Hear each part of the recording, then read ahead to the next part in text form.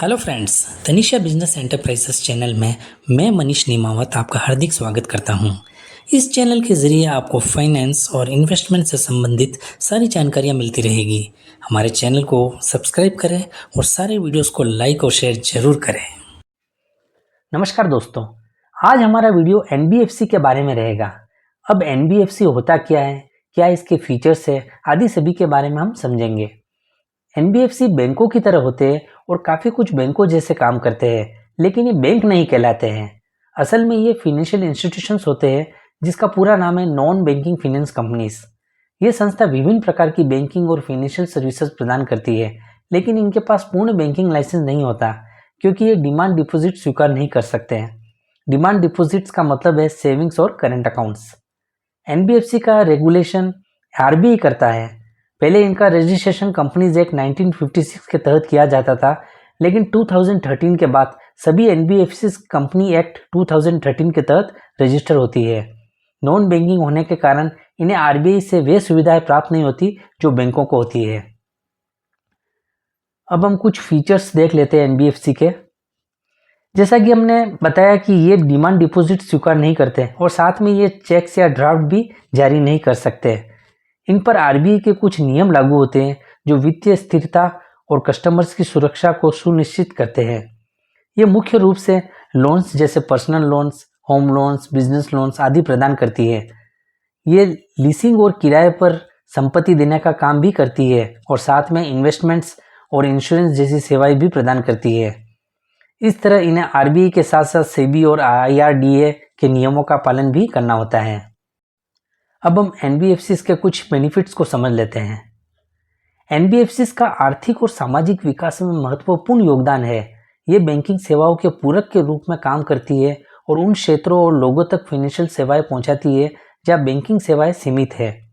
ये छोटे व्यवसायों, किसानों और कम आय वाले व्यक्तियों को भी लोन देती है। इनकी प्रक्रिया सरल और कम डॉक्यूमेंट्स पर आधारित होती है तथा इनकी सर्विसेज भी फास्ट होती है। ये फाइनेंशियल जरूरतों को पूरा करके बैंकों पर निर्भरता को कम करती है। तो यह इस तरह से देश के विकास में एक अच्छा योगदान प्रदान करती है। आगे हम कुछ चैलेंजेस देख लेते हैं जो एनबीएफसी फेस करती है। एनबीएफसी भारत की वित्तीय प्रणाली में महत्वपूर्ण भूमिका निभाती है, लेकिन इन्हें कई चुनौतियों का सामना भी करना पड़ता है।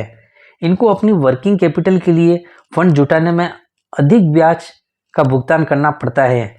इनके द्वारा दिए गए लोन्स में डिफ़ॉल्ट की संभावना अधिक होती है, खासकर माइक्रो फाइनेंस और छोटे व्यवसायों में। इनका कंपटीशन बैंकों और फिनटेक कंपनियों से होता है जो काफ़ी टफ होता है। बैंकों की अपेक्षा इनकी लोन की इंटरेस्ट रेट भी ज़्यादा होती है। अब हम एनबीएफसी और बैंकों में कुछ मेजर डिफरेंसेस को समझ लेते हैं। बैंकिंग रेगुलेशन एक्ट 1949 के तहत संचालित होते हैं, जबकि एनबीएफसी कंपनीज एक्ट 2013 के तहत संचालित होती है। बैंक डिमांड डिपॉजिट स्वीकार कर सकते हैं जैसे सेविंग एंड करंट अकाउंट्स, और साथ में चेक और ड्राफ्ट की सुविधा भी देते हैं, जबकि एनबीएफसी न तो डिमांड डिपॉजिट स्वीकार कर सकते हैं और न ही चेक या ड्राफ्ट की सुविधा प्रदान कर सकते हैं। बैंक को काम करने के लिए आरबीआई से बैंकिंग लाइसेंस की आवश्यकता होती है, जबकि एनबीएफसी को बैंकिंग लाइसेंस की जरूरत नहीं होती। इनको बस आरबीआई के द्वारा रेगुलेट किया जाता है और उनके नियमों को पालन करना होता है। बैंक विदेशी मुद्रा में लेन देन करने के लिए अधिकृत होते हैं, जबकि एनबीएफसी विदेशी मुद्रा में लेन देन नहीं कर सकते हैं। बैंक जमा और ऋण के माध्यम से क्रेडिट निर्माण कर सकते हैं, जबकि एनबीएफसी ऐसा नहीं कर सकती क्योंकि ये डिमांड डिपॉजिट स्वीकार नहीं कर सकती। ये केवल अपना धन या उधारी का उपयोग करके ऋण देती है। अब क्रेडिट निर्माण मतलब क्रेडिट क्रिएशन की बात हुई है तो इसका अर्थ भी बता देता हूँ। यह वह प्रक्रिया है जिसके माध्यम से बैंक अर्थव्यवस्था यानी कि इकोनॉमी में नए डिपॉजिट्स बनाते हैं और लोन देकर धन की आपूर्ति को बढ़ाते हैं।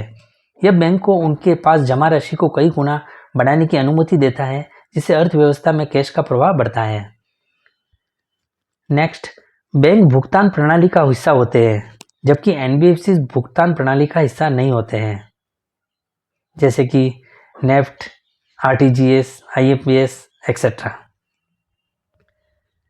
कुछ एग्जाम्पल्स भी होते हैं बैंक के, जैसे HDFC bank, ICICI bank, SBI bank, Axis bank. और एनबीएफसी के कुछ कंपनीज के एग्जाम्पल्स देख लेते हैं, जैसे Bajaj finance, Tata capital, Muthoot finance, Shriram transport companies आदि। तो इस तरह हमने बैंक्स और एनबीएफसीज में मेजर डिफरेंसेस को समझा है।